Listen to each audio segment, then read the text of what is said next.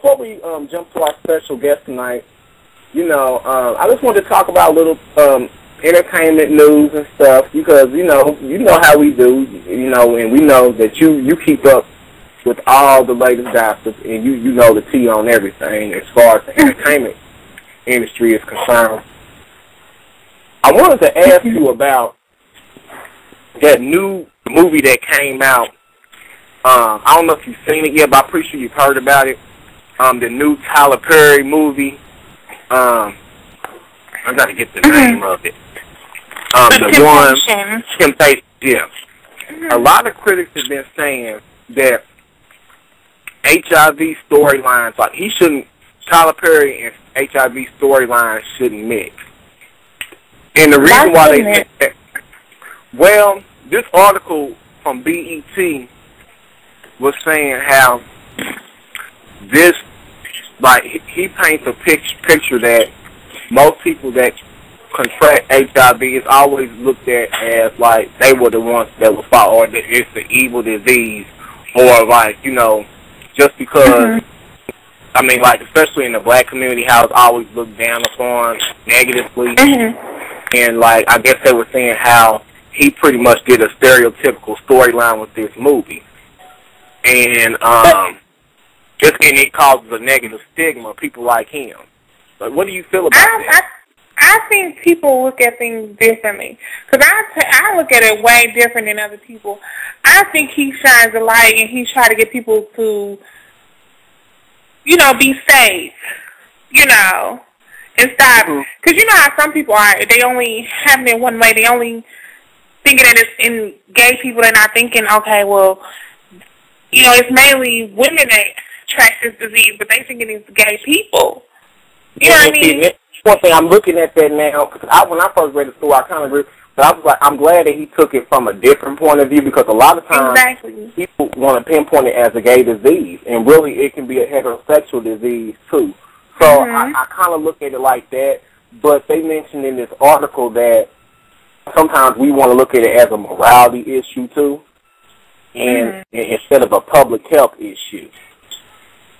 And I think in a way we do need to start looking at it more as a public health issue and an issue dealing with human rights, because even though people contract this disease, doesn't mean that they're not worthy of relations or, you know what I'm saying, and things of that nature. So I can kind of see both sides of the issue, but I kind of think, I don't think Tyler Perry meant any harm by it. I think really I got to commend him because he's bringing issues to the public that most people aren't even trying to deal with. You see what I'm saying? Right. They either scared to say something or they just sweep it under the rug.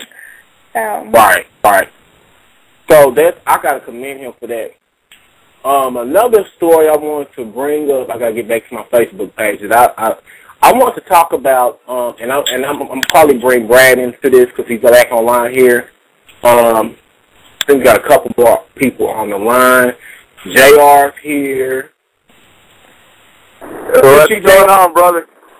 All right, but we're going to bring you into the conversation in a minute because I need to get you in here really quick before we jump to Brad because we're doing a new show and I want you to tell us about it. But we're still doing our entertainment. I'm going to bring Brad into this too. Another story I want to get your opinion on, DeAndre, is did you hear about that man that was charged, a Mississippi man that was charged with threatening Obama and another U.S. senator with, I guess it's like, remember how people were sending that anthrax stuff in the mail? Is that the letters and stuff? Is that to do with some letters?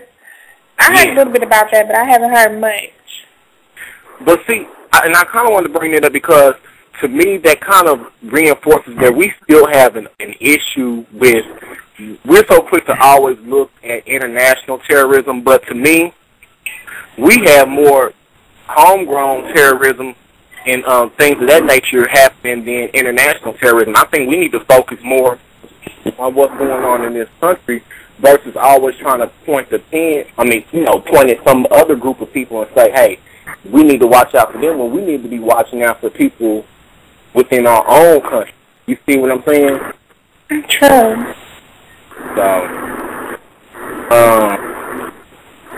And one more thing I want to talk about, and I need to find this article real quick, because we got to jump into our show tonight.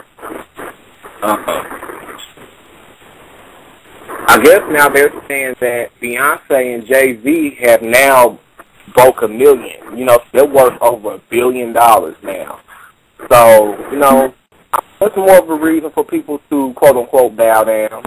You know what I'm saying? They're doing their thing, but a lot of people are criticizing them for taking a trip to Cuba, and they're trying to link Obama to that.